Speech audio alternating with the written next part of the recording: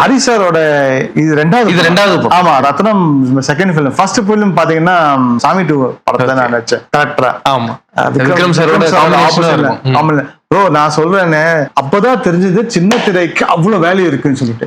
Crowd எல்லாம் பாத்தீங்கன்னா junior artist எல்லாம் கொஞ்சம் இந்த இருந்தாங்க.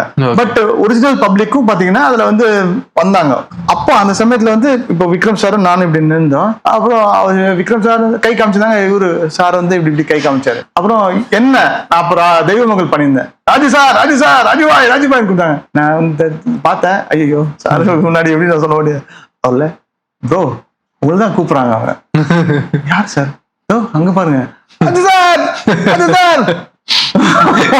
போதும் வேலைக்கு சீரியல் நடிக்கிறீங்களா?